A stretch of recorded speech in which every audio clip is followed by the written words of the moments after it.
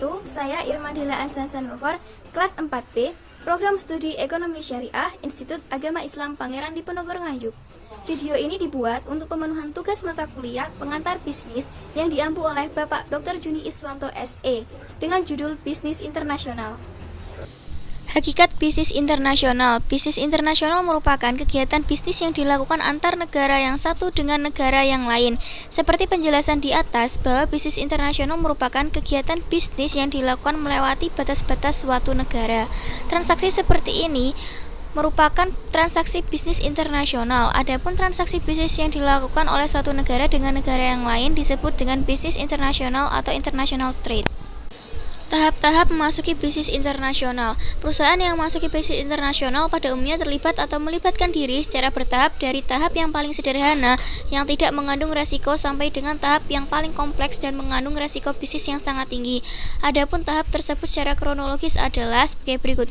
Pertama, ekspor insidentil, kedua, ekspor aktif, ketiga, penjualan lisensi, keempat, franchising, kelima, pemasaran di luar negeri, keenam, produksi dan pemasaran di luar negeri. Alasan melaksanakan bisnis internasional. Pertama, spesialisasi antar bangsa-bangsa. Dalam hubungan dengan keunggulan atau kekuatan tertentu beserta kelemahannya itu, maka suatu negara haruslah menentukan pilihan strategis untuk memproduksi suatu komoditi yang strategis, yaitu pertama, manfaatkan semaksimal mungkin kekuatan yang ternyata benar-benar paling unggul sehingga dapat menghasilkan secara lebih efisien dan paling murah di antara negara-negara yang lain. Kedua, menitik beratkan pada komoditi yang memiliki kelemahan paling kecil di antara negara-negara yang lain. Ketiga, mengkonsentrasikan perhatiannya untuk memproduksi atau menguasai komoditi yang memiliki kelemahan yang tertinggi bagi negerinya. Alasan kedua, pertimbangan pengembangan bisnis. Perusahaan yang sudah bergerak di bidang tertentu dalam suatu bisnis di dalam negeri seringkali lalu mencoba untuk mengembangkan pasarnya ke luar negeri. Hal ini akan menimbulkan beberapa pertimbangan yang mendorong mengapa suatu perusahaan melaksanakan atau terjun ke bisnis internasional tersebut.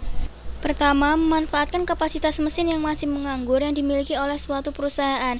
Kedua, produk tersebut di dalam negeri sudah mengalami tingkat kejenihan dan bahkan mungkin sudah mengalami tahap penurunan, sedangkan di luar negeri justru sedang berkembang. Ketiga, persaingan yang terjadi di dalam negeri kadang justru lebih tajam ketimbang persaingan produk tersebut di luar negeri. Keempat, mengembangkan pasar baru atau ke luar negeri merupakan tindakan yang lebih mudah ketimbang mengembangkan produk baru di dalam negeri. Kelima, potensi pasar internasional pada umumnya jauh lebih luas ketimbang pasar domestik.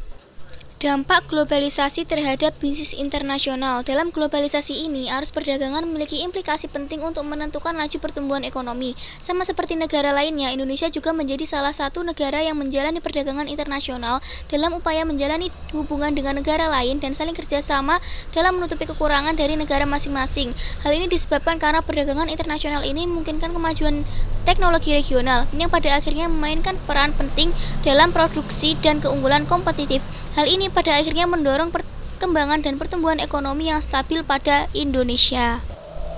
Perdagangan internasional adalah pembelian dan penjualan jasa dan barang melintas batas negara. Perdagangan internasional dapat dilakukan oleh pemerintah atau perusahaan yang memiliki stamina untuk beroperasi dalam skala internasional.